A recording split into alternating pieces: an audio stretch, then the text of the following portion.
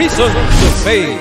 Anumang uri ng paniniwala na walang pinagbabatayang katunayan o ebidensya ay matatawag na palapalagay lamang. Reason to Faith deals with the evidence of our faith. Why we believe what we believe. Ito ang programang walang pinapanigan, ngunit mayroong tinitindigan. We don't take side, we take stand. Mula sa Reasons of Faith Media Ministries Studio, Manila, Philippines. Narito si Brother Melvin Sarmiento para sa Reasons of Faith Live.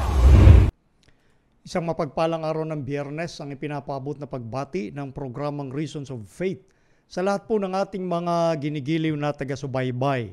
Kumusta na po kayo? Sana'y nasa mabuti pa rin kayong kalagayan sa tulong at biyaya ng ating Panginoong Diyos.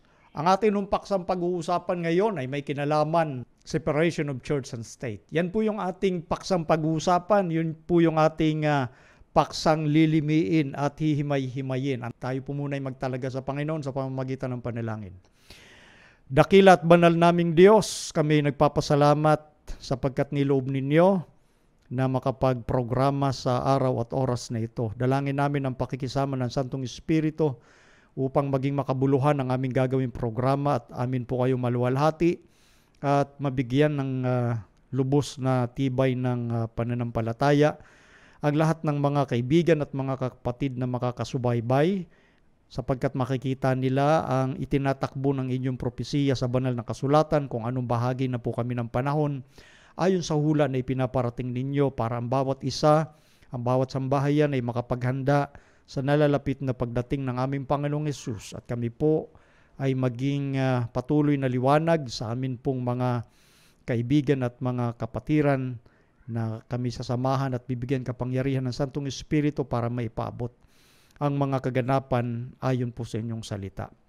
Ipagpatawad din na bang anumang kasalanan upang ito hindi maging hadlang sa malayang pagdaloy ng inyong katotohanan. Ito po ang aming samot hiling sa pangalan ng Panginoong Hesus. Amen. Okay. Ayan.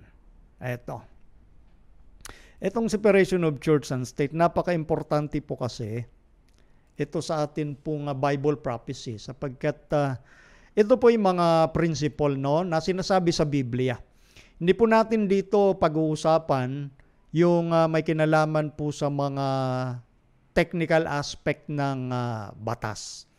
Kasi syempre, yun ay usapin na po yun na pang-abogado.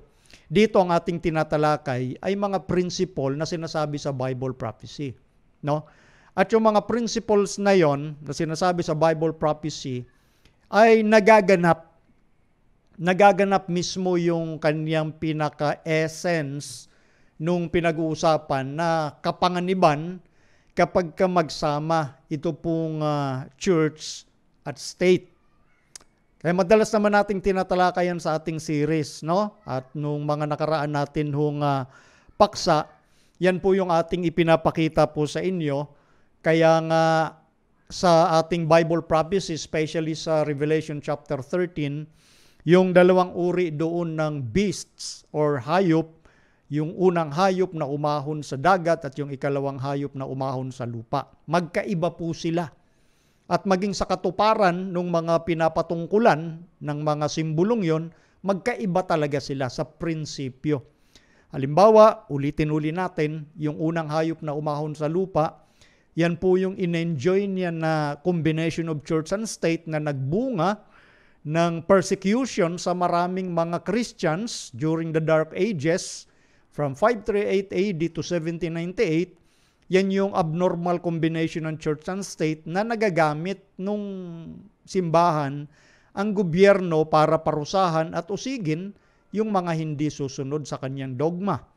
Samantalang yung ikalawang hayop, binigyan niya ng proteksyon ng kanyang mamamayan patungkol doon sa ang gobyerno ay hindi magtatayo ng anumang relihiyon. Papaliwanag natin mamaya at may papanoorin tayong mga video dyan. So yan po yung pinakapunto ng atin pong pag-uusapan ngayon, mga principle sa Bible prophecy, yung essence, kung bakit yung dalawang hayop sa Revelation 13 magkaiba. Pero ang matindi nito, sabi sa Revelation 13:11, the leopard-like beast na kumakatawan sa makapangyarihang bansa sa huling panahon, none other than the United States of America, no? Nakatayo siya sa Christian principle, kaya ang simbolong ginamit niya ay lamb o kordero, pero magsasalita siya na tulad sa dragon. So magagaya na niya yung ugali nung unang hayop that supposedly magkaiba sila. Dapat, kasi nga sinasabi doon ay ibang hayop yung umahon sa lupa. Another beasts. Yung isa kumakatawan sa leopard-like beast. Dito naman sa ikalawang hayop ay kumakatawan sa kordero. Lamb-like beast. Kaya doon pa lang sa mga symbol, magkaiba. Leopard-like beast at yung isa ay lamb-like beast. At yung mga karakter na kinakatawanan ng dalawang hayop, magkaiba.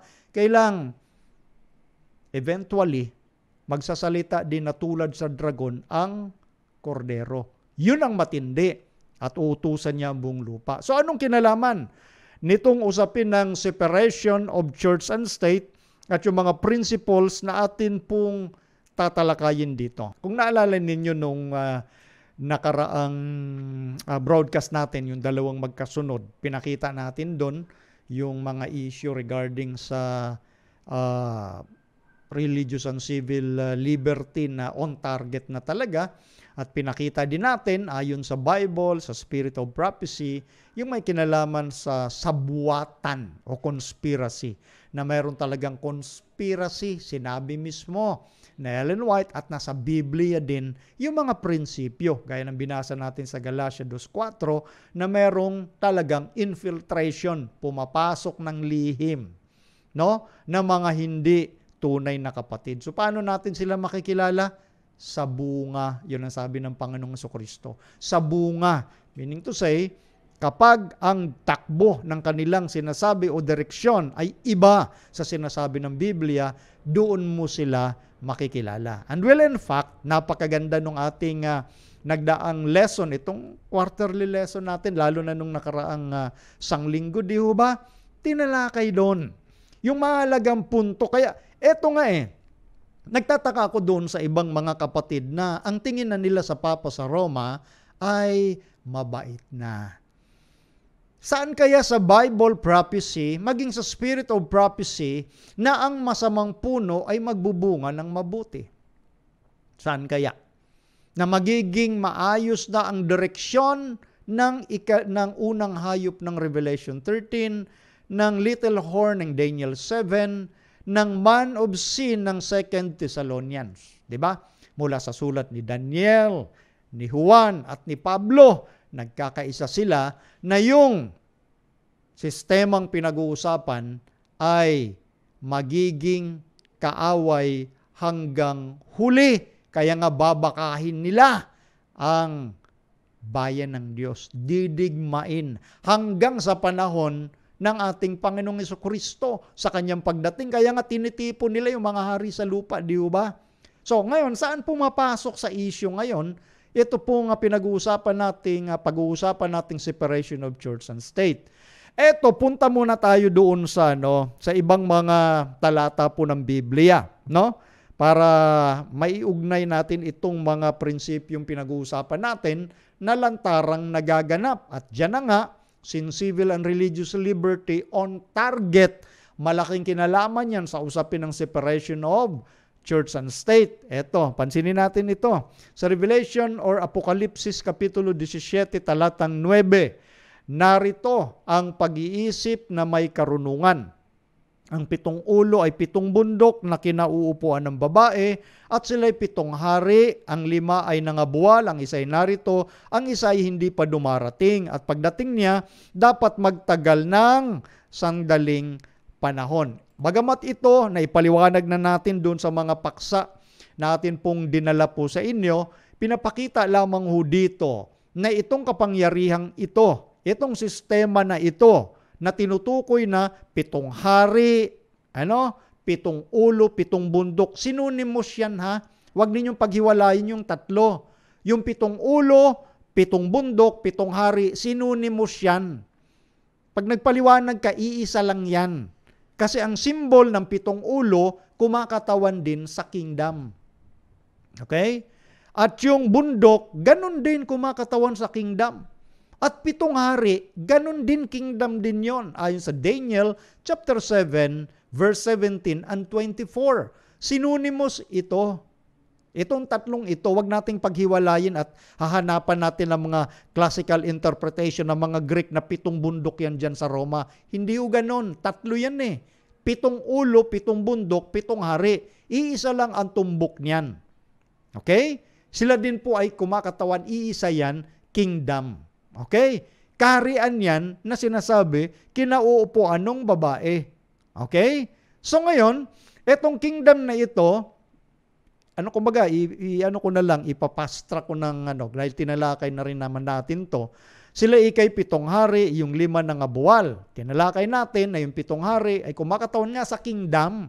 Kaya nga 7 ulo, 7 bundok, 7 hari, kingdom yan. Lalo na may kinalaman sa bayan ng Diyos, namely Assyria. Napakalaki ng kinalaman ng Assyria sa bayan ng Diyos dahil nabanggit ko na kanina, sila po ang wumasak. Sila po ang nagwasak. Sila po nag-annihilate. Sila po ang lumipol. No? Doon sa 10 tribes ng Israel sa Northern Kingdom, Assyria. Sunod Egypt, di ba? Ang Egypt, yan po yung umalipin sa Israel sa mahigit 400 taon. So Assyria, Egypt, sunod Babylonia. Sila ang sumakop sa southern tribe ng Israel, which is Judah. And then, Medo-Persia. Di ba? Greece. Kaya ngayong sabi doon, sa 7 na yan, 5 na nga buwal. Nabuwal yung Greece at isay narito.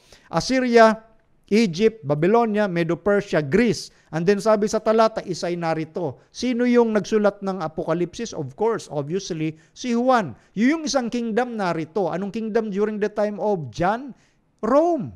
So, sunod-sunod, nagtapos sa Greece and then Rome. At ang isa ay hindi pa dumarating. Bakit? Ang Roma kasi may 2 bahagdan. Una, political Rome. Pangalawa ay papal Rome. Di ba?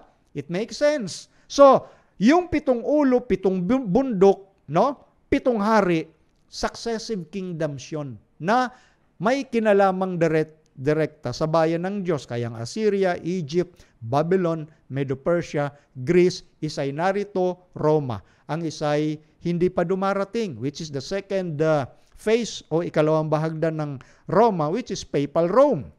Okay? At pagdating niya ay dapat magtagal-ika ng kaunting panahon. Siya rin yung 8. Ayan na nga mismo yung papal Rome. At siya ay sa 7. Kaya nga siya yung after ng isay narito, siya ay sa 7. Siya din yung 8. Yan yung papal Rome. Yung kanyang pagkasugat, naging siya at wala na. At malapit nang dumating uli. Kasi eto na nga, marirevive siya. Okay? So, pinas-forward lang natin yon. Ngayon, ito ang punto na gusto kong ipakita sa inyo. Kung gaano katindi, ito pong usapin na ito ng title natin, Separation of Church and State. Kasi maraming hindi pa rin nadadala sa naging takbo ng kasaysayan. Maraming hindi nadala. Pinagpaunan na natin kanina na yung naganap noong Dark Ages from 6th century up to 18th century, late part ng 18th century AD, yan yung tinuturing na Dark Ages. No? At doon nga sa katapusan noong 1798, doon nasugatan ng sugat na ikamamatay, yung ikalawang hayop yung unang hayop ng Revelation 13. Ngayon dito sa Revelation 17:13 naman, ang mga ito ay may isang kaisipan. Sino yung mga ito? Yan yung kumakatawan sa mga kaharian na magkakaisa sa malapit ng panahong kinakaharap. At huwag niyong tatanungin sino-sino yon. Bakit? Hindi pa naman nangyayari. Kaya huwag tayo mag-attempt na sino yung 10 hari na yun na magkakaisa at ibibigay. Kasi ito'y sa future. Hindi pa nangyayari ito. Pero ang punto ng prophecy, yung mga kahariang yun magkakaisa. No? Ang mga ito'y may isang isipan at ibinigay nila ang kanilang kapangyarihan. At kapamahalaan sa hayop. At makikipagbaka ang mga ito laban sa kordero. At sila'y dadaigin ng kordero sapagkat siya'y Panginoon ng mga Panginoon at hari ng mga hari. Napansin ninyo, nasa lesson natin to. Okay? Napakaganda yung pagkagawa ng ating lesson. At doon nga sa ating lesson study, ipinapakita ho doon na mayroong principle na usapin na magaganap sa buong mundo at itong hayop ay gagawin ngayong leader sa buong mundo. Gagawin siyang alin? Leader. Kaya nga ito yung kagandaan sa Bible prophecy na maibahagi natin sa ating mga kaibigan, lalo na sa atin din pong mga kapatiran na hindi pa arok ito pong pinag-uusapan natin. Kaya huwag kayong makinig doon sa mga iba na nagsasabi na ay, wag puro prophecy na lang pinag-uusapan itong mga eventists na ito. Huwag ho. Kasi kapag nakinig kayo sa mga yan, magiging mangmang din kayong katulad nila na hindi nila nakikita yung langaw na nakadapo na mismo sa tungki ng kanilang mga ilong, hindi pa rin nila nakikita. Ang iniintay siguro nila ay kalabaw na yung dumapo. Ano? Kaya nasa lesson natin, nasa lesson study, yung sinasabi nilang mabait na ginagawa ngayon ng kasalukuyang Pope of Rome. Napakabait, napakaganda ika ng kanyang ginagawa. So pinupuri na nila ngayon. Samantalang dito sa Bible prophecy, yung kinakatawanan ng sistemang yun, makikipagbaka talaga sila. Titipunin nila yung mga hari sa lupa. Lalaban sila.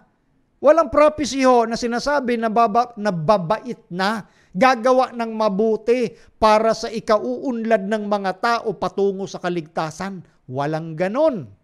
Makikipagbaka sila hanggang sa huli. Kaya mga kapatid sa pananampalataya, huwag ko kayo magpapaniwala sa mga kapatid na nagtuturo na mabait na ngayon yung unang hayop ng Revelation 13. Tandaan ninyo sa Biblia, siya pa rin ang magpapatupad sa lahat dahil dadayain niya ang lahat para sumunod sa kanya.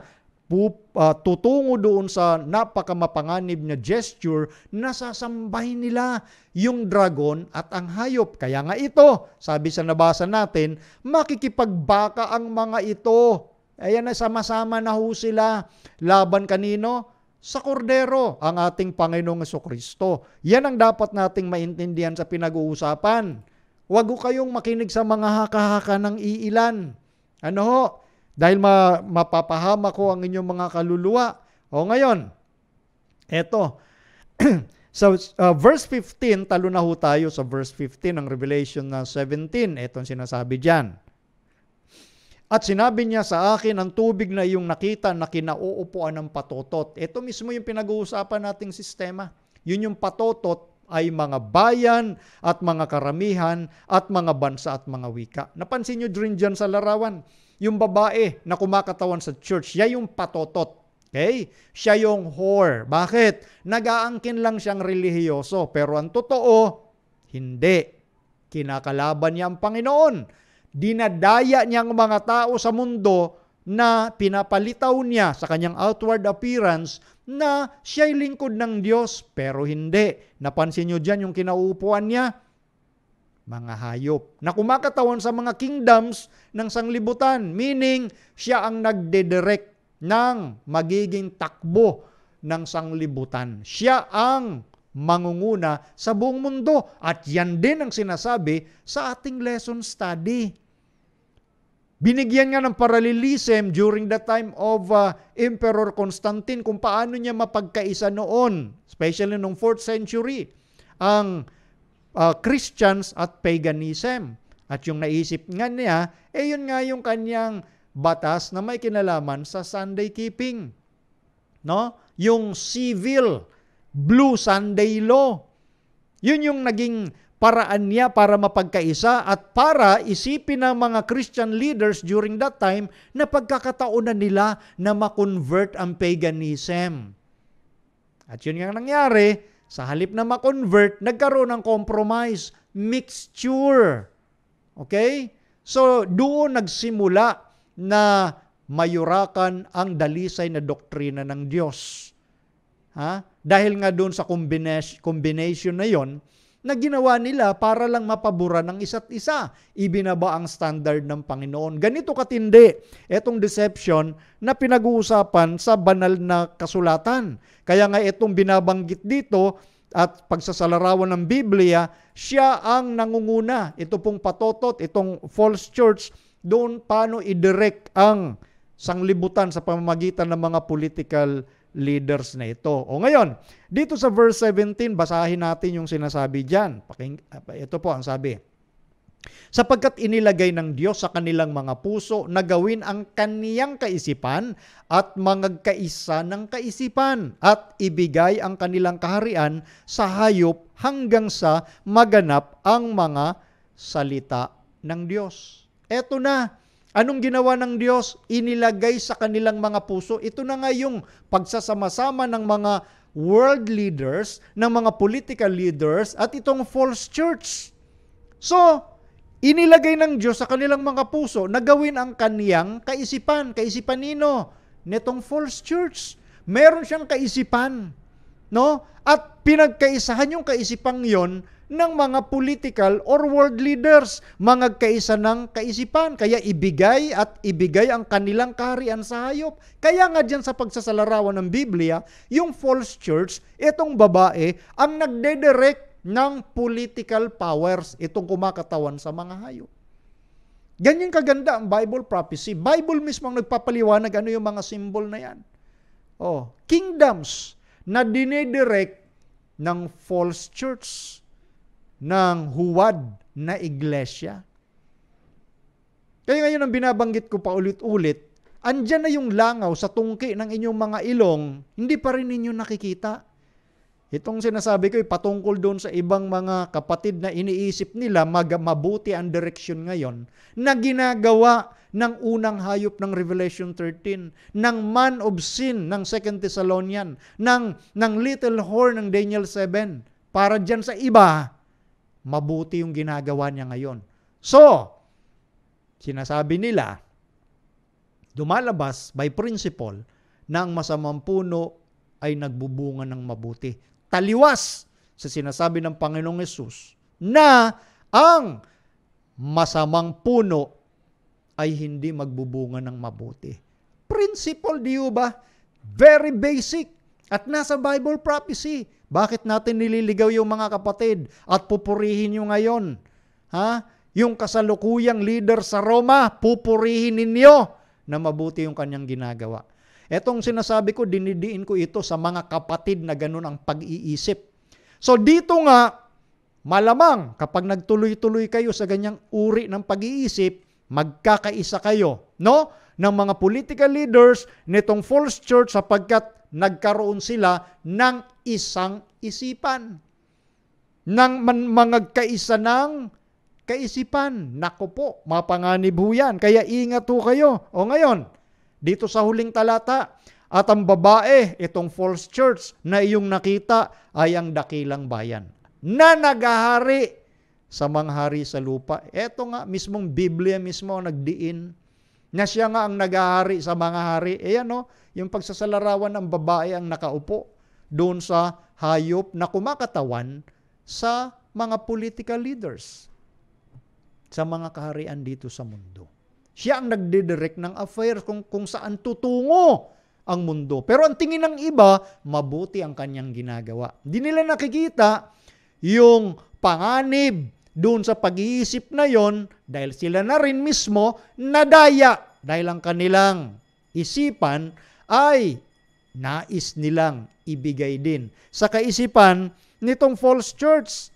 Ayan. So dito pinapakita at ini-establish nating mabuti yung dapat nating maintindihan sa usapin ng Bible prophecy. So ngayon, dito sa separation of church and state, magtitingin tayo ng ilang mga babasahin at mga video natin pong ipapanood po sa inyo. Ito para ating makita yung usapin na atin pong nais dalhin po sa inyo sa mga oras na ito. Ito, tingnan natin ito. Ito na nga yung tema, separation of church and state. No? So, meron tayong babasahin dito sa pagpapaliwanag nila ng First Amendment. Kasi nakalagay sa First Amendment yung punto na pinag-uusapan. Sabi rito, yung punto na pinag-uusapan. The First Amendment provides that Congress make no law respecting an establishment of religion or prohibiting its free exercise. It protects freedom of speech, the press, assembly, and the right to petition the government for a redress of grievances. So ito ay pinaparaphrase nila yung nasa kanilang First Amendment, no? Na sinasabi nga rito na ang Kongreso ay hindi magtatayo ng relihiyon o pagbabawalan ang malayang pagsasakatuparan nito. Okay. So ngayon, hanggang sa ating 21st century, no, binabaybay natin itong mabuti, ay nagkakaroon na ng ibang isipan tungkol sa bagay na ito. Ngayon, yun yung binabanggit ko kanina sa pasimula pa lang. Pagdating po sa technical aspect ng usaping pang-abogado, kanila yon.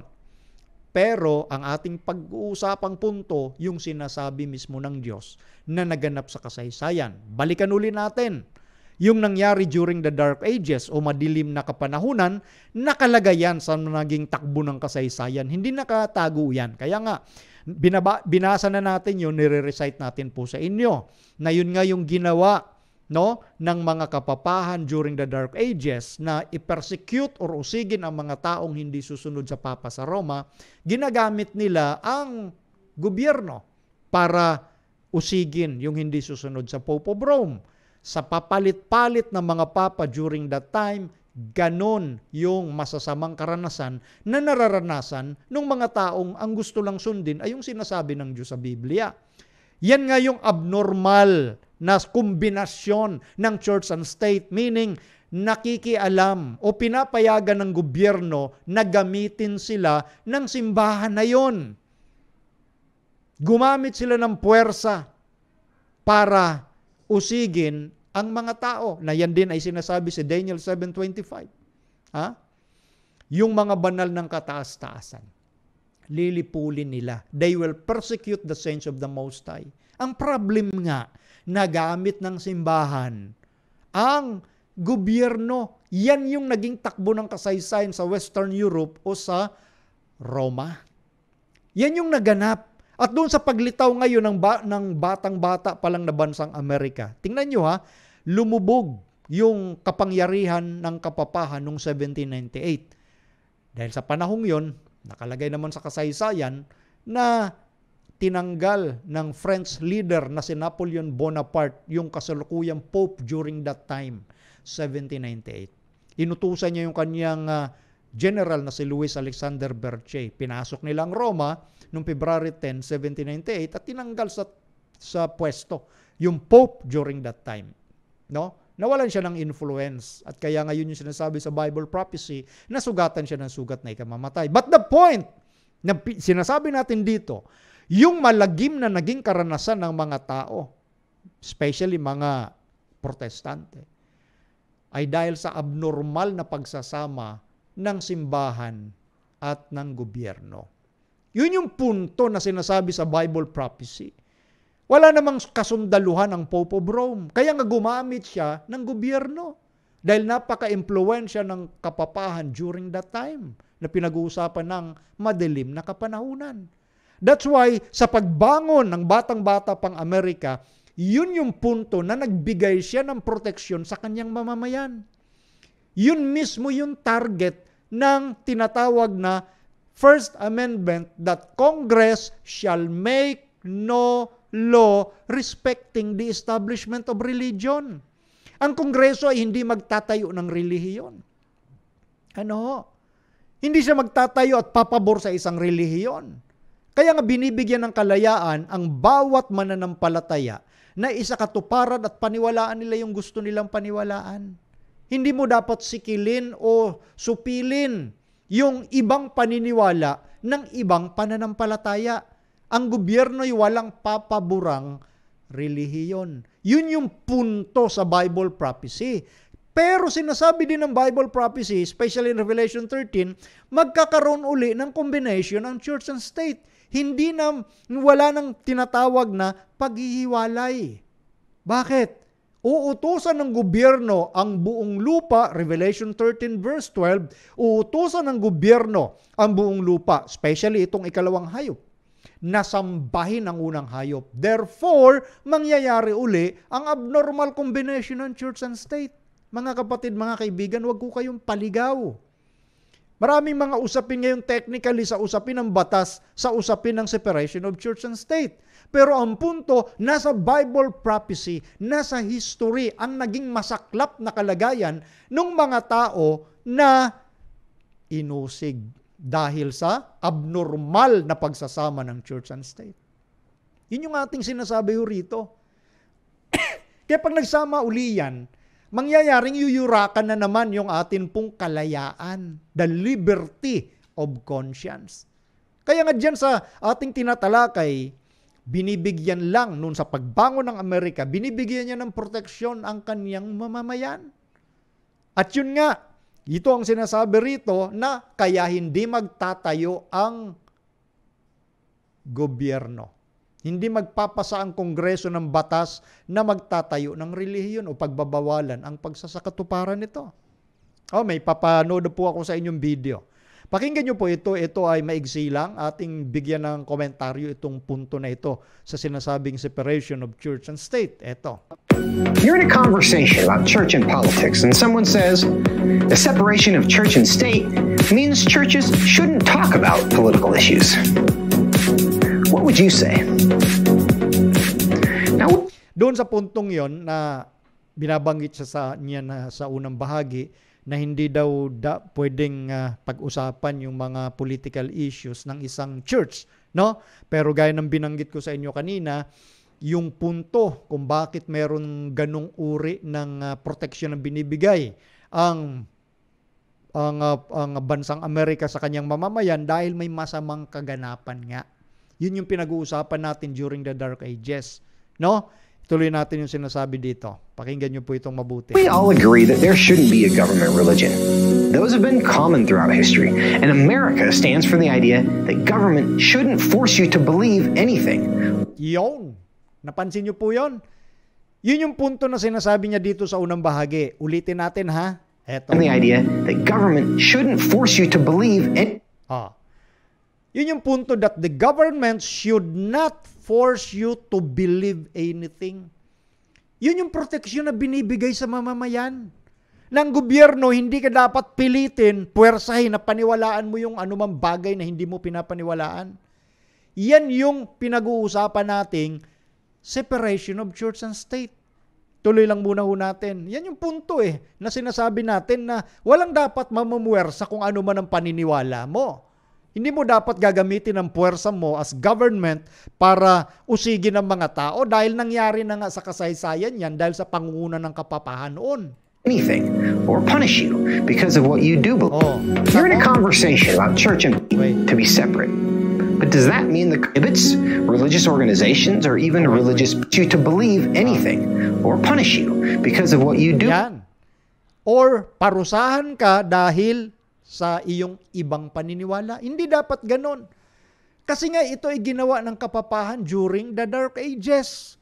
Na parusahan ka dahil iba yung paniniwala mo sa tinuturo ng Pope of Rome. Mga kaibigan, mga kapatid, nasa kasaysayan po yan. Kaya nga nung panahong nabubuhay pa si Pope John Paul II, merong inilabas na libro, no? Na ang pamagat, When a Pope Asks Forgiveness. The mea culpa of Pope John Paul II. Latin words, mea culpa means asking forgiveness. Kaya pag binasa mo yung libro niya na inilabas na yon, humingi nga siya ng kapatawaran dahil sa mga ginawang pag-uusig ng mga papang nauna sa kanya. Ang punto lang kaya ko binabanggit yun, hindi po fake news yung pinag-uusapan natin. Kaganapan ito doon sa panahong nagro-rule abnormal combination ng church and state dahil ma-impluwensya ang Pope during that time. At nasa Bible prophecy nga yan, Daniel chapter 7 verse 25. At yan ang ayaw nating maulit. Ngunit, ganun pa man, nasa hula kasi na mauulit yan. Kaya ang ating sinasabi rito ay makita kayong nasa panig mismo ng ating Panginoon nakatayo. Dahil sila hanggang dulo makikipagbaka sa kordero. Pero nabasa natin, di ba, sa Revelation 17, na hindi sila mananaig kay Kristo at doon sa mga banal na nasa panig ni Kristo. Tandaan nyo yan, maraming nag-aangking Kristo pero ang Kristo ng Biblia, no? Yung Kristo ng Sabat, Yun ang punteriya ng nagsasama-sama at nagkakaisang isipan ng buong mundo. So, ito yung sinasabi rito at pagpapaliwanag sa vlog na ito, na hindi ka dapat parusahan dahil ibang paniniwala mo, na hindi ka dapat diktahan ng gobyerno. Yan yung punto ng separation of church and state. Tuloy natin. Believe. So in a sense, we do want church and state to be separate. But does that mean the Constitution prohibits religious organizations or even religious people? Yan. Ang tanong nga niya, so tama naman na hindi ka dapat magsama ang church and state, pero sinasabi ba sa Constitution na bawal yung usapin ng relihiyon? Siyempre hindi. Kasi ang anumang gobyerno dapat nakatayo sa moral principles. At pag pinag-usapang moral, sa Diyos lang nanggagaling yan. Ang Diyos ang nagsasabi kung ano yung tama at mali. At makikita natin sa pamamagitan ng Biblia.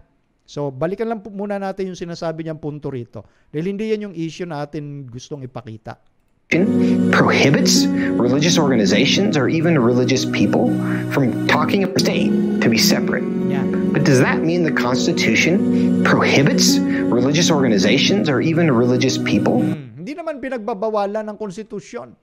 Ha? Yung mga religious people o anumang usapin ng reliyon, hindi pinagbabawalan yon.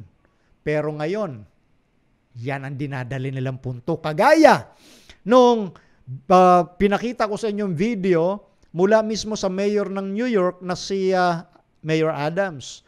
Nasabi niya, ang church ang puso, ang state ay ang katawan, so dapat hindi paghiwalayin yung puso sa katawan. Another philosophy na hindi naman yun yung punto kung bakit meron silang ganung konstitusyon. No? Yung principles ng ang Kongreso ay hindi magtatayo ng relihiyon. Yun yung punto lang no, na hindi dapat diktahan ng gobyerno kung anong dapat mong paniwalaan. Yun yung punto nun Dahil nga sa nangyari na masamang kasaysayan during the Dark Ages according sa Bible prophecy at naganap sa pangyayari sa kasaysayan. Pero hindi yung pagbabawalan ka sa relihiyon. From talking about what's happening in government and culture? No. And here are 3 reasons why. First, the separation of church and state isn't in the Constitution. The phrase... Ayan, yung sinasabi niyang the separation of church and state ay wala sa Constitution. Yung phrase yung sinasabi niya, yung separation of church and state, yung mismong salita, yung phrase, wala talaga yun sa Constitution. Okay? Eto, tuloy lang muna natin, then papaliwanag natin maya-maya pa. Separation of church and state is used so commonly that many people think it's actually part of the Constitution. Kasi nga, ganyan talaga ang iniisip ng marami, bahagi siya ng Constitution. Pero nga doon, per se, yung sinasabi natin as it is na nasa Constitution, wala talaga yon. Yung phrase na separation of church and state. Yun ay kumbaga paraphrasing yun ng First Amendment that Congress shall make no law respecting the establishment of religion or prohibiting the free exercise thereof. Kaya nga paraphrasing na lang yung separation of church and state, meaning yung principle at yung intention noong First Amendment na ang Kongreso hindi gagawa ng batas. May nangyari kasi sa kasaysayan. Yun yung punto din na sinabi ng vlogger na ito na hindi dapat diktahan ng gobyerno kung anong dapat mong paniwalaan o parusahan ka dahil sa iyong paniniwala. Yun yung pinakapunto ng first clause of that amendment. So paraphrasing na lang yung separation of church and state. Technically speaking, wala siya talaga doon. Pero yung principle at essence, yun yung sinasabing nasa konstitusyon. Tuloy natin. It's not. It's not in the Constitution. It's not in the Declaration of Independence. And it's not even in local or state laws. The phrase originated in a letter that Thomas Jefferson wrote to a group of Baptists from Danbury, Connecticut. Now, they were a minority religion, and they were concerned about government powers being used against them. Ayan. Yung separation of church and state, no? Yung phrase na yon ay nakita lang sa sulat ni Thomas Jefferson. Siya po yung 3rd President of the United States of America. Kasi ito'y sulat niya na may nakalagay na separation of church and state or wall of separation between church and state dahil doon sa grupo ng minority ng mga mananampalataya doon sa isang lugar na yon, no? Minority. At mayroon kasing majority group doon ng iba namang mananampalataya. Nag-aalala ngayon yung nasa minority na baka saklawan, no? Yung kanilang paniniwala dahil sila'y nasa minority. Kaya nga isinulat ni Thomas Jefferson yung punto na wall of separation of church and state. Kaya yung punto na saan nakita yung separation of church and state? Sa sulat ni Thomas Jefferson noong 1802.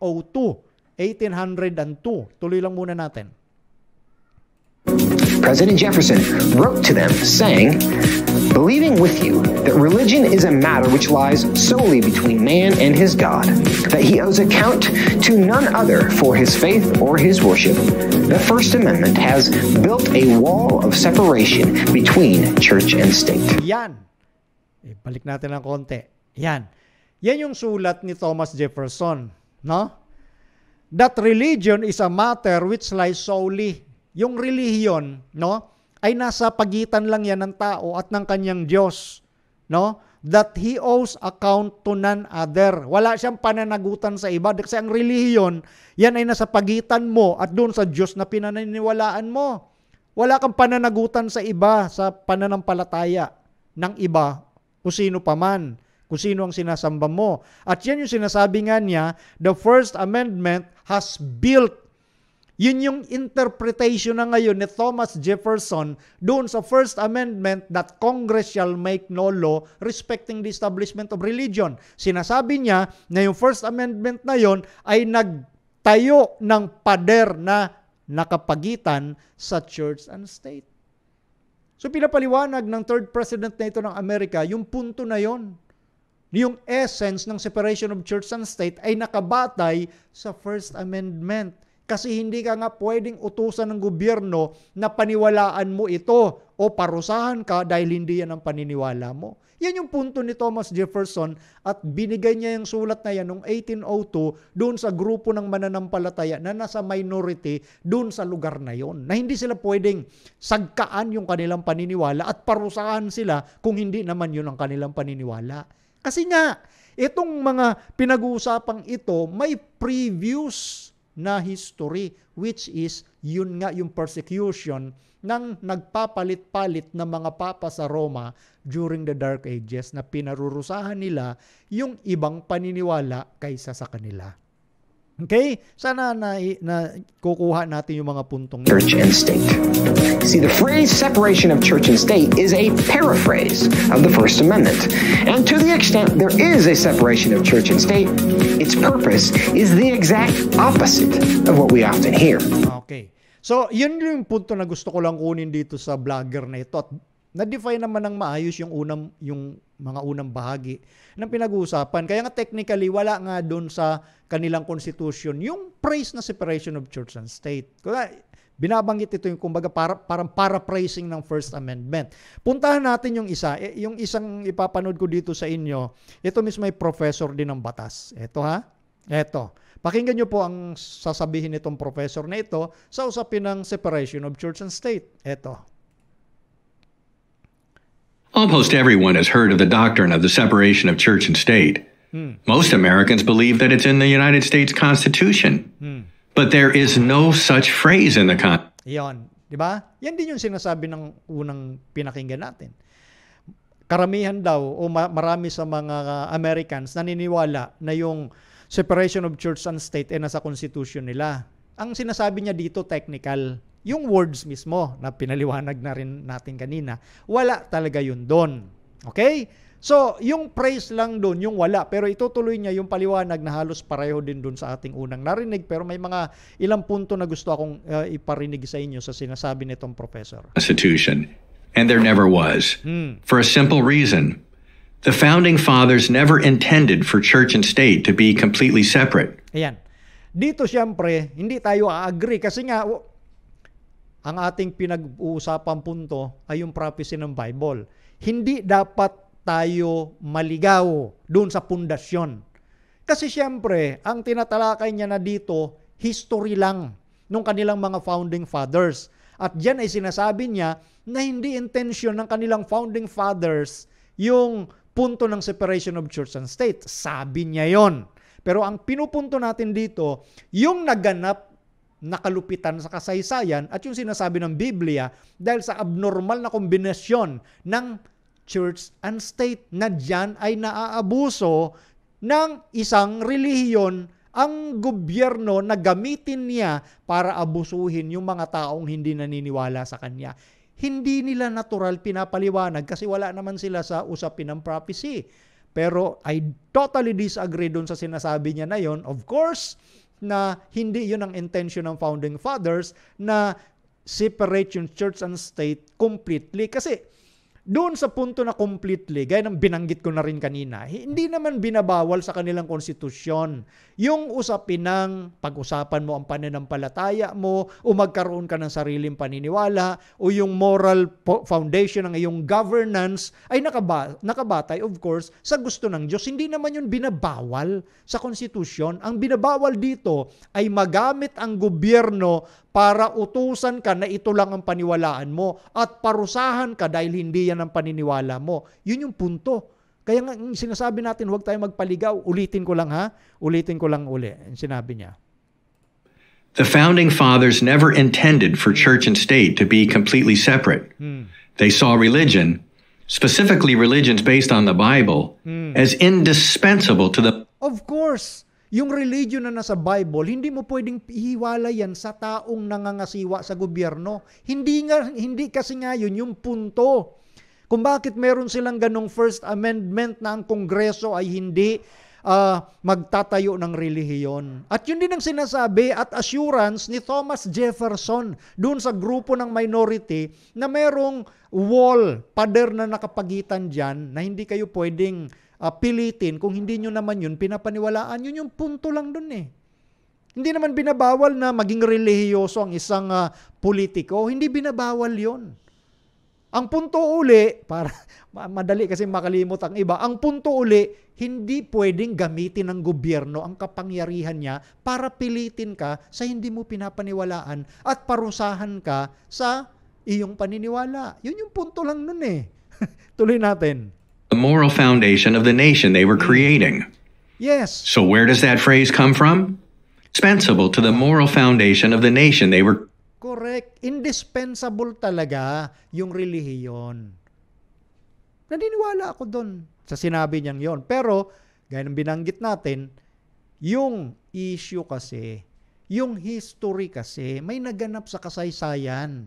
At ito nga, kaya nga magkaiba yung ugali ng dalawang hayop sa Revelation 13. Yung una, abnormal combination of church and state. Ang ikalawa, separation of church and state by principle kasi hindi nga sila magtatayo ng relihiyon. Yun yung punto dyan. Tuloy lang natin. Creating. So where does that phrase come from? Ayan. It comes from one brief letter that Thomas... Ayan, no? Yung binanggit na rin kanina, ito yung sulat ni Thomas Jefferson, ito, mas detalyado. Sa Danbury Baptist Association sa Connecticut. Yun yung lugar, kasi nasa minority itong grupo. Jefferson wrote to the Danbury Baptist Association in 1802. Yan yun. At the end of a very long sentence in which Jefferson affirms his conviction that religious belief should be a private matter and that the government should not interfere with such matters. Yan. Tama. Religious belief o paniniwala sa relihiyon, private matter yan. No? Walang sino mang dapat nakikialam dyan. Kasi kung ano yung paniwala mo, paniniwala niya yun. Pananagutan niya sa Diyos yan eh. No. So, the government should not interfere. Hindi dapat makialam ang gobyerno sa ganong bagay. Yan yung punto dyan. Sa sulat din ni Thomas Jefferson. He uses the phrase, building a wall of separation between church and state. O, diba? Pinaliwanag niya naman ng maayos yung punto. Hindi pwedeng makialam ang gobyerno sa paniniwala mo. Kaya yan ang kagandahan ng separation of church and state. Huwag lang kayo magpaligaw dahil wala doon yung letra sa First Amendment o sa Constitution nila. Eh, dapat wala na rin yan. Kaya nga pag umabot pa, pag hindi ko matapos ngayon, bukas, no? Meron tayong live. Sundan ninyo mga kapatid, mga kaibigan. Marami pa akong ipaparinig sa inyo, ha? Dito sa usapin natin ng separation of church and state. So ngayon, yun nga, baka lang kasi merong mga maliligaw na dahil wala yung letra por letra, kaya nga pinaliwanag nga ho nila eh. At ngayon ay gusto nilang, anyway, tuloy ko na lang yun yung mga puntong dapat ko pang sabihin. Pero ito maliwanag na sinasabi nga ni Thomas Jefferson, dun sa First Amendment, building a wall of separation between church and state. Nagtatayo ka ng pader na nakapagitan sa church and state. Sino ba yung ayaw sa separation of church and state? Yung first beast. Kaya nga, i-remind ko kayo, last year 2022, during the final declaration, sinabi ni Pope Francis na ang ang politics, no, at relihiyon, neither should be mixed or separate. Ang politics and religion, yan nga yung church and state, ay hindi daw dapat paghaluin o paghiwalayin. So meaning to say, meron talagang separation of church and state. Pero sinasabi nga ni Pope Francis, hindi nga dapat paghaluin o paghiwalayin. So therefore, hiwalay pa yan sa ngayon. Pero kasi nasa Bible prophecy, magiging magkasama uli yan. Dahil sa isang agenda na nakapaloob doon, ang Sunday Law. Tutuloy natin bukas yung mga puntong yon, no? Pero ito, tuloy lang natin yung pinapaliwanag niya. And that's where the phrase lived, undisturbed, lost in Jefferson's voluminous correspondence for almost 150 years. But more on that in a moment. First, let's discuss what the Constitution actually does say about religion and its role in public life. The answer is found in the First Amendment to the Constitution. Congress shall make no law respecting an establishment of religion or prohibiting the free exercise thereof. It's plain what those words mean. The federal government could not establish a national religion, the common practice in Europe. The United States was going to be different. Tama. Di ba? Hindi nga magtatayo ng relihiyon. Kumpara sa nagaganap doon, kasi sa Europe, yung tinatawag na, yung, may mga hari kasi doon So, iba yun doon at iba ang United States. Americans would be free to follow the religion of their choice. Correct. Yan yung punto. Ang mga mamamayan dyan sa Amerika ay malaya na gawin yung anumang paniniwala na pinili nila. Di ba? Yun naman pinapaliwanag naman dyan. When James Madison first proposed what eventually became the First Amendment, his original wording was that no religion shall be established by Congress. But that Ayan. So, bagamat may binanggit siya doon na being na nagsabi na no religion shall be established by Congress. Ito mga play on words lang ito Pero yun pa rin yung punto nun na kaya nga walang itatayo o papaborang relihiyon ang Kongreso ng Amerika. Yun pa rin yung pinakapunto nun Pero tingnan nyo kung paano niya ipakita yung ibang isipan. Which is yun na nga, mga isipan ito ng mga abogado, itong professor, ipakinggan lang muna natin yung mga puntong sinasabi niya sa bagay na ito. Which was later modified after it was pointed out that this might be taken to mean that the government, including the state governments, had no interest in religion at all. Ayan. So baka isipin kasi daw nila ng gobyerno ay walang interes sa relihiyon. So magiging negative yung isipan ng iba. So yun ay matter of interpretation yun Matter of interpretation yun Pero yung punto kung bakit nasa First Amendment nila yun, ayun ay pinaliwanag na. Lalo na ni Thomas Jefferson. Kaya lang, dumarating kasi, siyempre, pag sinabi nating mga abogado, mga huwis, may iba't ibang may iba't ibang opinion yan sa bagay na yan. Kasi mga legal matters yan na nasa Constitution nila at yun yung sinasabi kong hindi natin panghihimasukan yung mga puntong yun kasi mga usaping pang-abogado yan, usapin ng mga attorney, mga abogado yan. Ang pinupunto natin yung essence bakit ginawa yung ganong First Amendment nila na ang Kongreso ay hindi gagawa ng batas kasi nga merong naganap sa kasaysayan. At yung Biblia ang nagsabi bago maganap kung anong magaganap at dapat, hindi na dapat maulit yung ganung prinsipal. Kaya lang, nasa Bible prophecy pa rin na mauulit nga. Kaya pinaparating lang natin sa inyo, mga kapatid, mga kaibigan, na whether we like it or not, bagamat masama ang combination ng church and state, masama ang magiging epekto nito. Protection nga ito sa bawat isa sa atin. Dahil nga, no, bagamat alam nating masama, nasa prophecy, bakit? Ang kaaway pa kasi ang nanganguna sa mundo dito sa mga political leaders. Bakit? Sinabi ng Bible, Revelation 17. Titipunin niya yung mga hari sa lupa, no? Magtitipon sila kasama ng false religion, false church. Gagawa sila ng mga panukala na magkakaroon ng isang isipan ng buong mundo. At ang tatamaan dito nasa mga minority, no? At yan, kumbaga, try niyong sundan yung tinatalakay natin dito kasi kumpleto tayo ng mga documents at detalye, lalo na sa Bible prophecy. Maging sa writings ni Ginang White, kumpleto yan. Kaya nga, nasa lesson natin, ulitin ko, nasa quarterly lesson natin yan. Pinapakita na rin, bagamat syempre, maingat yung ating quarterly lesson eh. Maingat siya dun sa mga punto, bihira niyang babanggitin yung papacy. Pero ganun pa man, at least binabanggit niya. At yung mga prinsipyo na binabanggit ng ating lesson, na meron silang gagawing pagkakaisahang lahat. At kapag ikaw ay nasa minority, lalabas, magiging kontrabida ka para sa interest ng higit na nakararami. O binanggit din yan sa lesson. Di ba yun ang patuloy na dinidetali ko rito? Patungkol sa usaping political or social contractuary, na sa education, maging nung sinabi sa Second Vatican Council, yung education patungkol sa common good, yung kabutihan ng higit na nakararami. At yun ang sinasabi nga sa lesson, na kapag hindi ka umayon dito sa gagawin ng buong mundo na pagkakaisahan, ikaw ay lumalaban sa interest ng higit na nakararami. Nasa lesson yan. Sabi ko nga paulit-ulit, nasa tungki na ng mga ilong ng mga ibang Adventist. Nagmamalaki pa sila, no? Na para bagang walang masamang ginagawa ang first beast ng Revelation 13.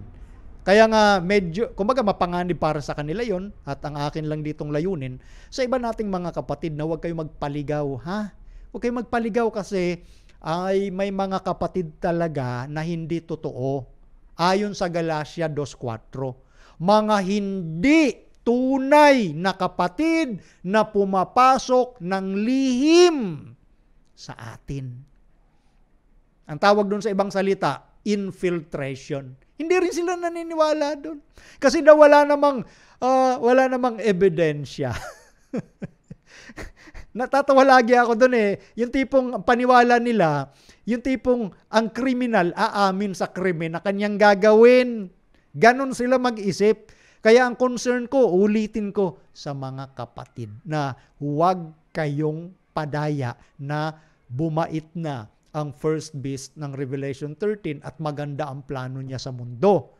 That is deception. Kaya hindi naman ako nagtataka na may mga kapatid na gano'n ang sinasabi kasi sa Biblia, again, ang sinasabi ko rito, principle. Wala akong tinutukoy na gano'n nga sila. Ang sinasabi ko, principle, maaring nadaya din sila. Pero ang punto, sinasabi talaga sa Bible, Galatia 2:4, merong mga hindi tunay na kapatid na pumapasok sa atin ng lihim para tiktikan ang kalayaan natin kay Kristo. Di ba? Ano pa sabi ni Pablo sa Gawa 20? Sa mga kasamahan din ninyo manggagaling. Ang alin? Yung kaaway. Naaakay ng mga kapatid. Kita nyo, dito manggagaling sa loob ang kaaway. Nagpapanggap lang kasing mga kapatid. Makikilala nyo sila saan ayon kay Kristo? Sa bunga. Pag iba na sinasabi nila, iba na yung direksyon nun, yun yung bunga nila. Kaya ingat mga kapatid, nasa lesson nga natin yan, praise the Lord. Meron pa rin tayo mga writer dyan sa General Conference na tapat sa layunin kung bakit merong Seventh-day Adventist Church. Ganun yun. Huwag kayong lumabas dito sa church natin, mga kapatid. Ito lang ang church ng Panginoon, na visible remnant church.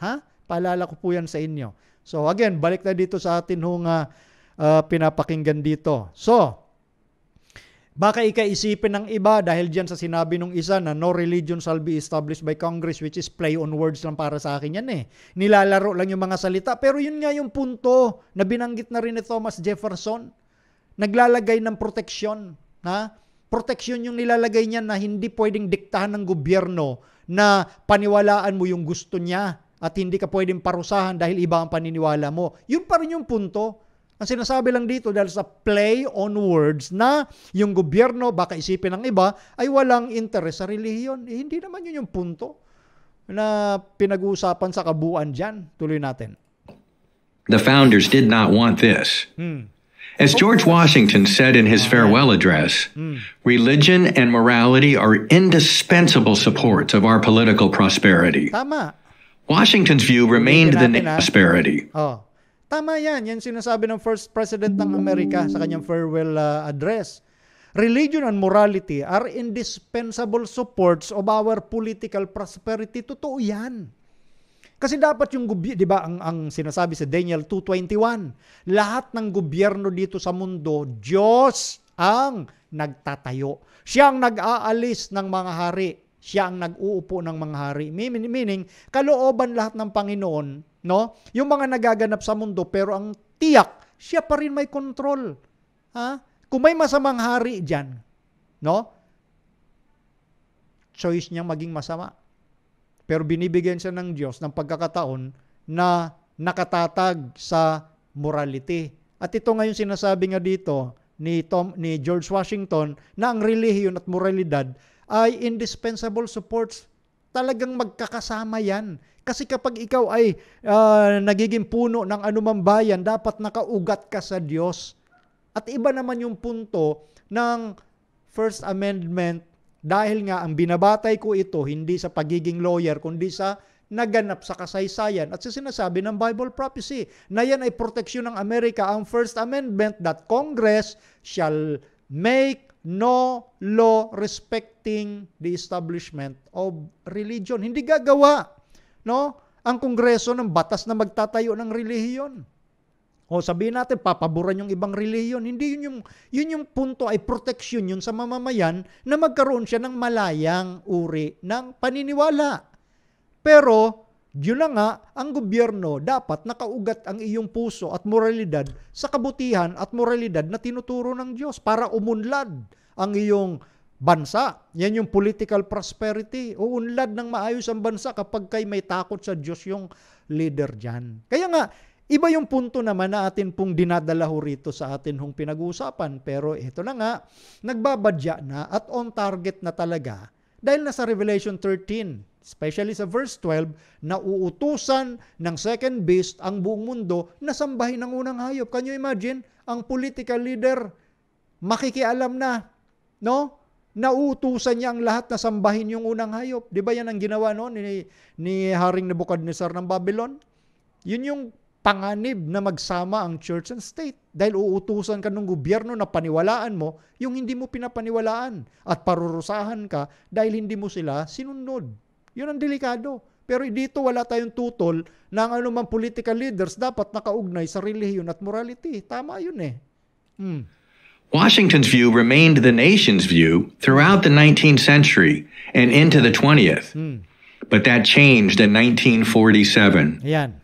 In that year, in the case of Everson versus Board of Education, the Supreme Court ruled in a 5-4 decision that... Ayan.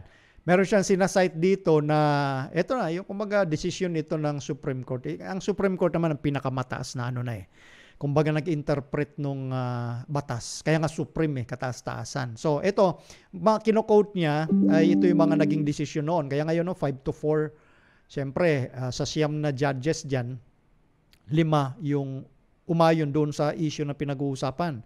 Yung Everson at yung Board of Education. Ano ba yung sinasabi doon? Under the First Amendment, neither a state nor the federal government could pass laws which aid one religion, aid all religions, or prefer one religion over another. Ayan. Yan yung 5 laban sa 4 na nanalo doon sa usaping yan ng Everson at yung Board of Education. Sa ilalim ng First Amendment, yun yung paulit-ulit nating nire-recite, no? Neither a state nor the federal government ay magpasa ng batas na papaboran, no? O tutulungan yung isang relihiyon o yung lahat ng relihiyon o mamimili siya ng relihiyon sa ibang mga relihiyon. Hindi ganon. 'Di ba? So yun yung nangyari noong 1947. Kaya nga hindi dapat nagpapabor ng anumang relihiyon. Kasi yun yung punto dyan. Delikado kasi yan eh. Dahil nga sa naganap sa kasaysayan na paggamit ng simbahan sa gobyerno para patayin, usigin ang mga hindi sumusunod sa kanya. Kasi may nangyari kasi sa kasaysayan. Yun yung sinasabi natin na huwag sana tayong makalimot. Lalo na sa mga protestante na dapat alam din ninyo yan. Kaso iba yung nangyayari eh. For the first time in American history, the First Amendment was not only about the prohibition of establishing a national religion, it was also about not giving any encouragement to any religion. Ngayon, may binabanggit siya rito. Yan. It's also about not giving any encouragement to any religion. The modern strict separation view was born. And where did the five justices look for support for their argument? Not the Constitution, because there was nothing in the Constitution to help them, but to that one phrase Thomas Jefferson wrote back in 1802. Yan. Yung 5 justices ika na yun nga nagsabi patungkol doon sa hindi magpapabor ng anumang relihiyon, pipili ng isang relihiyon. Eh wala naman talaga ika sa but ito yung punto. Doon ako kumbaga nakuha yung aking pansin. Paulit-ulit yung sinasabing wala sa konstitusyon. Yung word per se, yung phrase na yun na separation of church and state, wala naman talaga. Pero bakit mo kailangang ulit-ulitin na wala sa konstitusyon? Meaning, yung interpretation lang na yon, lumalabas sa aking opinion dito, yung interpretation lang na yon, nung 5 justices over 4 ay nakabatay lang kay Thomas Jefferson. Hindi sa konstitusyon. Yun yung nakukuha kung sinasabi niya rito. Dahil inuulit-ulit niya na wala yan sa konstitusyon. Kinuha lang sa sulat ni Thomas Jefferson. Yun sinasabi ng professor na ito. At yan yung nakita ko sa gusto niyang iparating. Bakit? Kasi meron tayong linya. Kung bakit natin tinitingnang mabuti at iniingatan yung mga sinasabi ng mga tao. Bukas, ipaparinig ko po sa inyo ang sinabi ng isang congresswoman, o ibig sabihin, mambabatas yun. Saan? Taga saan? Sa Amerika, syempre. Pinarinig ko sa inyo yung sinabi ng mayor ng New York na si Adam na gusto niyang pagsamahin ng church and state. So meaning, kahit sa mga politikong ito, alam nila may separation of church and state. Kaya nga inilalaban nila na pagsamahin na eh. Eh dito naman, ang sinasabi ng professor, wala yun sa konstitusyon. Kaya sabi ko sa inyo, dapat maging maingat kayo at ang inyong pundasyon ay yung sinasabi ng Diyos. Bible prophecy. Mas mataas na antas yan. No? Na para maintindihan mo kung anong nangyayari ngayon sa mundo. Huwag ko kayong tumulad mga kapatid at mga kaibigan sa ibang nagsasabi na walang kinalaman yung nangyayari ngayon regarding sa usapin, ang popular issue ng climate change dito sa magaganap na usapin na nagaganap na usapin na separation of church and state. Ulitin ko bukas. Abangan nyo, 3:00 ng hapon. Ipaparinig ko sa inyo yung sinabing ito ng professor na ito ng batas at yung kanyang paulit-ulit na sinasabing wala sa konstitusyon ng separation of church and state, galing lang yon sa sulat ni Thomas Jefferson. At yung sasabihin ng congresswoman na ito kung ano ang turing niya sa sulat ni Thomas Jefferson. Abangan nyo yan bukas. No? Tapusin ko na lang muna ito. 2. How ironic that the author of the Declaration of Independence, which recognizes the proposition that human beings have inalienable rights from their creator and not from government. Yan. Napansin niyo? Yung direction niya, kaya nga sinabi ko, ba't inuulit-ulit niya na wala sa Constitution? Eh, obvious naman yung letra wala talaga. Yung letra wala, pero ang intensyon nandun para bigyan ng proteksyon ng mamamayan na hindi mag-uutos o magdidikta ang gobyerno kung anong paniwalaan mo. Yun yung punto nun. O ngayon, kaya sinasabi niya rito, eto tinutuligsan na niya na yun ding same author ika na yon ay nagsasabi na meron tayong karapatan na binigay ng ating manlalalang. Tapos, dito mangyayari ngayon, yung rights na yon ay hindi naman galing sa government. Pakinggan nyo ulitin natin pa yung punto na yon. Declaration of Independence, which recognizes the proposition that human beings have inalienable rights from their creator and not from government, was now being used to separate religion from the public square. Ayan. Kaya nga, bakit ngayon isi-separate mo yung religion? Ito nga, sa public square. Binibigyan niya dito ng mga punto kasi nga sabi ko sa mundo nila yun sa mga mambaba, sa mga abogado, sa mundo nila kailangan nilang maging critical sa lahat. Di naman natin sila masisisi sa puntong yon. Kaya nga inuulit-ulit ko na ang pinag-uusapan natin dito sa usapin ng prophecy na galing mismo sa Diyos, kompleto sa kaganapan at mga principle na dapat nating matutunan.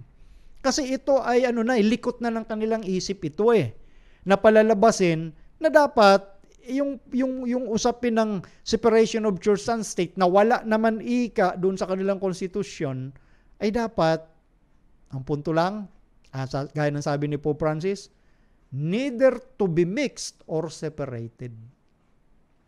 Yun lang yun. So, lumalabas na ngayon yung mga katuruan patungkol doon sa hindi kahalagahan na paghiwalayin pa ang church and state. Yun yung punto lang doon. Hindi na mahalagang paghiwalayin pa yan, pagsamahin natin. Diba? Yun yung pinakapunto dito.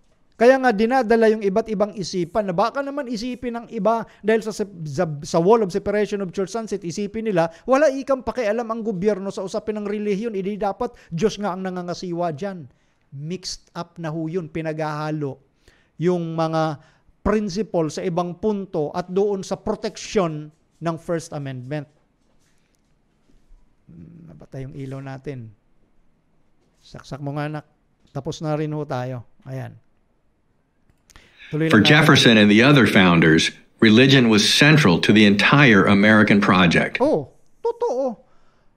Yung relihiyon ay talagang kasama yan sa American project kasi nga yun yung sinasabi natin kanina na dapat ang mga leader ng mundo nakaugnay sa prinsipyong makalangit. Yun yung puntong hindi naman natin sinasabi na hindi dapat relihiyoso yung mga leader pero iba ngayon yung sinasabi niya.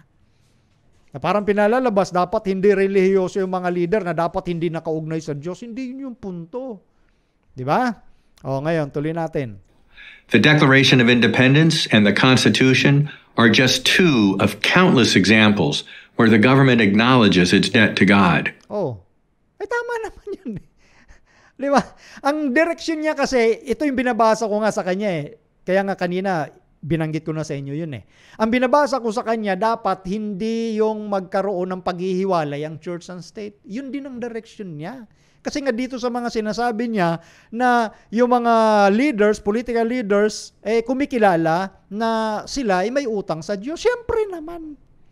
So ibig ba sabihin dahil ganon, kinakailangan magpabor na tayo ng relihiyon? Siyempre hindi rin pwede. Ito ngayon, kaya natin tinatalakay ito kasi, diretso natin.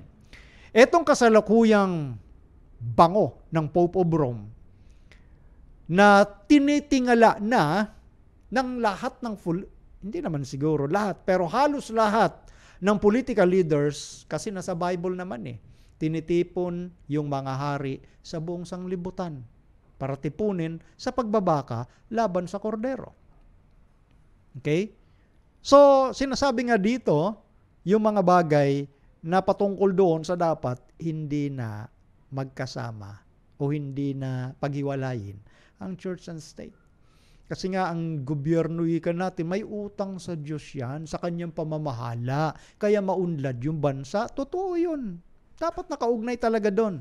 Pero, hindi ka dapat magpapabor ng anumang relihiyon. Ang direksyon ngayon ng Vatican, siya ngayon ang pinapaboran yung kanyang gusto. Sinimulan pa nung panahon ng pandemic, especially vaccination, na Pope of Rome ang nangunguna para lahat kayo magpabakuna. Kaya nga ngayon, kahit sa ating maliit na bansang Pilipinas, nandyan, nakasalang, no, sa Senado na gusto nilang gawing batas ang mandatory vaccination. Kasi third world lang naman to, susunod lang naman to sa patakaran ng mundo eh. At yun yung babala ngayon ng isang representative sa European Parliament na si Christine Anderson.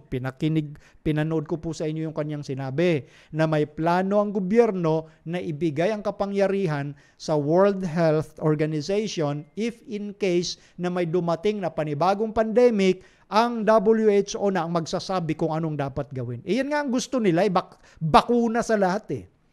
So yan yung pagyurak ngayon sa kalayaan mo, sa liberty of conscience. Magkakasama lahat ito na ating pinag-uusapan.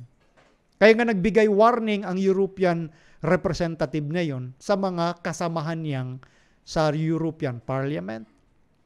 See, yan lang mag-observe tayo sa paligid at ang pinakapangunahin natin yung sinabi ng Diyos sa Bible prophecy. Kaya ngayon yung atin pong nais ipaunawa sa lahat, lalo na ng mga nag-aaral ng Bible prophecy, mga kapatid man yan, o mga kaibigan, ng mga nangyayari ngayon sa mundo ay katuparan ng palapit, paliit ng panahon ng Panginoong Hesus ay darating na. At kami po'y nagagalak dahil nakikita natin yung mga sinasabing ito ng Bible prophecy, nakikita natin yung katuparan sa ating panahon. Kaya malapit na. At hindi po kami paranoid. Ganun sinasabi at bintang ng iba. Na yung mga mahilig daw mag-aral ng Bible prophecy, mga eventist, ay mga paranoid at laging takot. Mukha ba itong takot? Kaya nga praise the Lord sa mga programa natin na tumatalakay na may ganitong principle ng Bible prophecy. Siyempre, ang ating General Conference sa kanyang lesson study. No? Sama siyempre yung mga broadcasters like Brother Benny Filomeno na tumatalakay ng mga bagay na ito. Sila Brother Rocky Santos na patuloy na nagbibigay ng isipan sa iba na mag-ingat. No? Mag-ingat sa mga hindi totoong turo. Munti ko na sabing hindi tunay na kapatid. Principle yung sinasabi ko rito, wala tayong kumbaga hinahatulan dito. Kahit sino, kapatid man yan, kaibigan, never tayong umahatol dito. Principle, kaya paulit-ulit kong sinasabi, yung mga prinsipyo ng tinuturo ng Diyos sa Bible prophecy. Yun, mga kapatid at mga kaibigan. Sundan natin kasi, alam nyo, ito nga ang target ng kaaway. Ida-divert niya yung ating pag-iisip sa mga maliliit na usapin. Ang gusto ng kaaway, malayo tayo sa pag-aaral dito sa may kinalaman sa mga propesiyang dapat mangyari sa huling araw. Last na babasahin ko, sundan nyo yung bukas yung ating part 2 nito. Ang huling babasahin ko ay itong Syllabus of Pope Pius IX noong December 1864. Pakinggan nyo po ito. Tagal na neto. Sabi niya rito ay ganito. The state has not the right to leave every man free to embrace whatever religion he shall deem true. The church has the right to require that the Catholic religion shall be the religion of the state to the exclusion of all others. Cursed be those who assert liberty of conscience and worship and such that maintain that the church may not employ force. Syllabus of Pope Pius IX, December 1864. Ano sinasabi niya rito? Nang gobyerno ay walang karapatan na iwan sa bawat mamamayan ang malayang pagpili ng relihiyong paniniwalaan. Wow! Kaya nga sinasabi ng Revelation 13, magkaiba sila ang unang hayop at ang ikalawang hayop. Ang unang hayop gusto niya magsama ang church and state. Sa ikalawang hayop, separation of church and state, but the eventuality tells us in the Bible prophecy that he will speak as a dragon. So magiging best friend yung dalawang yan. Kaya sinasabi dito noon pa, 19th century, ng gobyerno ay wala ikang karapatan na iwan sa bawat mamamayan yung malayang pagpili ng relihiyon, pagyakap sa anumang relihiyon niya na kanyang paniniwala ang totoo. Ang simbahan meaning the Roman Catholic, Ang simbahan ika ay merong karapatan na magsabi na ang Catholic religion ay magiging relihiyon ng gobyerno to the exclusion of others. Hindi kasama iba. Excluded sila. At sumpain yung mga nag-assert ng liberty of conscience and of worship and such that maintain that the church may not employ force. Isipin nyo, sumpain ika yung mga nagsasabi na mayroon silang kalayaan sa kanilang konsensya. Kita nyo? Yun yung ugali ho nila, hindi ho nagbabago yan. Sila ang yumuyurak sa liberty of conscience. Gusto nila puwersahin ng taong sundin yung kanilang paniniwala. Kaya nga sinampulan tayo during the time of pandemic, nanggaling din sa Vatican, magpabakuna kayong lahat dahil ito ay nagsasaad ng pag-ibig. Kung sa ayaw mo't hindi, dapat gawin mo yun para sa kabutihan ng higit na nakararami. Sana nasundan nyo yung mga principle na pinagsasabi natin dito at binabasa natin dito. Hindi yung nagbabago sila gaya ng sinasabi sa Great Controversy, page 571. Yung character ng system ang pinag-uusapan natin, hindi tao. Ng sistema ng papacy, yun pa rin ang kanilang karakter. Hindi nagbabago yan. Kaya mahiya ho yung mga kapatid na nagsasabi na mabuti ang ginagawa nila ngayon. Yun yung punto na iwanan natin sa inyo. Bukas, tutuloy natin ito, lalo na sa pakikinig ng mga video na may kinalaman po sa usapin ng separation of church and state. So yun po ang ating paksa sa gabing ito at tayo po ay magtatapos na at tapusin natin ang programa sa pamamagitan po ng isang panalangin. Banal naming Diyos, maraming salamat po sa inyong paggabay ng Santong Espiritu. Harinawa ang mga nabitawang mga pangungusap at mga dokumentong aming nakita at narinig, nabasa, ay nagbigay ng kalinawan sa isipan ng mga kapatid na handang sumalubong sa inyong ikalawang pagbabalik. Ang kagalakan ng Diyos ang patuloy naming maranasan at ng bawat pamilya ng mga nanood at manunood pa. Tulungan sila na manatiling tapat hanggang sa wakas. Ang bawat isa sa amin ay maging mananagumpay at maging liwanag sa aming kapaligiran. Ito po ang aming samot hiling. Maraming salamat din sa pagpapatawad sa lahat ng aming kasalanan at pagkukulang, alang-alang na lahat sa pangalan ng Panginoong Hesus. Amen. Okay.